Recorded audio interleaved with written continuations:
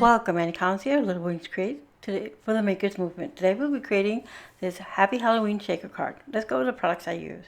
The new fall release called Forest Frame Die Set.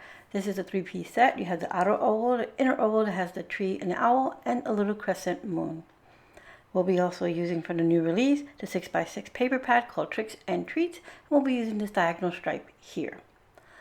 From a previous release, we're going to use the Trick or Treat stamp and die set, I should say, and we're using the Happy Haunting stamp sentiment.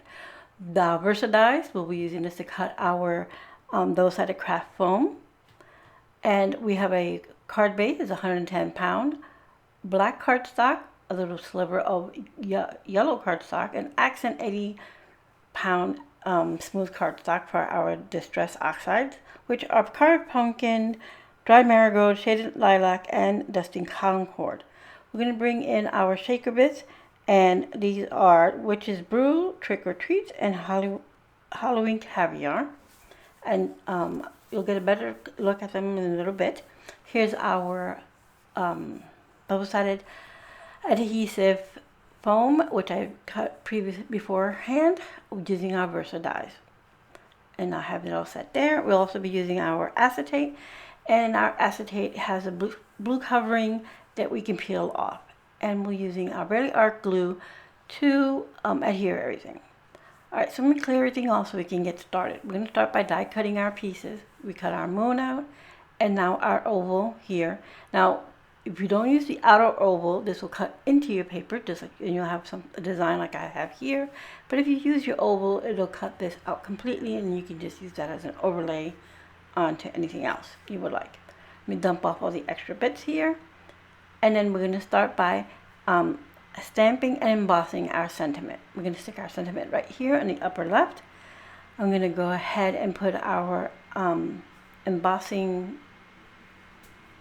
This is my embossing tool, which I just use a little makeup brush and our anti-static powder. I'm going to use our VersaMark ink to ink up our stamp it, and then we're going to emboss that with white embossing powder from Ranger. Just shake off any of the extra, brush off any that needed to be brushed off, and we're going to heat set this. I heat set from the back to the front, always, so that we can get a minimal warping and none of my embossing powder flies off, just in case. Alright, so I'm going to go ahead, set that to the side so we can work on our inner panel. For our inner panel, we have 80 pound accent ultra smooth opaque white cardstock.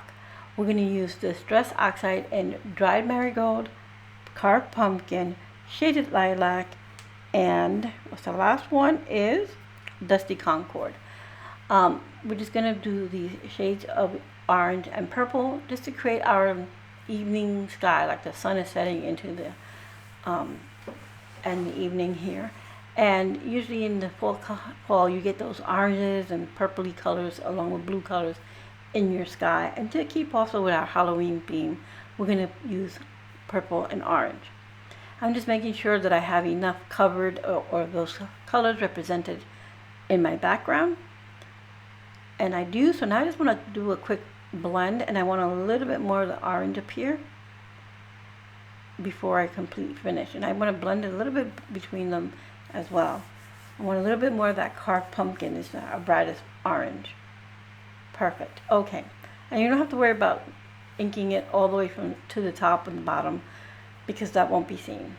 So now once that's done, this is more or less how our card's going to come about. Now I'm going to go ahead and adhere our acetate, peeling off one of the protective layers.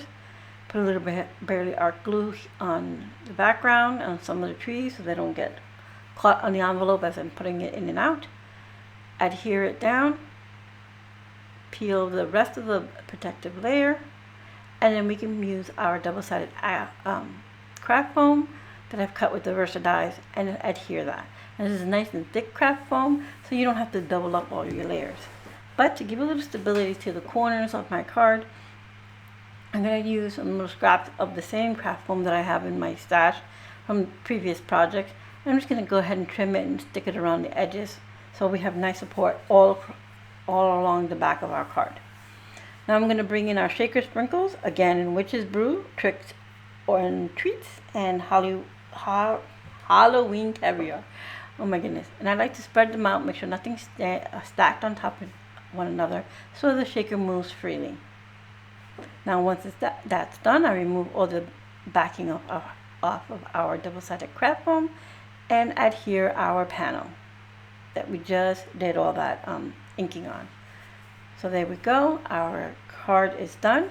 And now I'm going to go ahead and trim our diagonal paper down to 4 1/4 by 5 1/2. That'll be our full background of our card base. But I'm going to cut this little center out and save that for something else.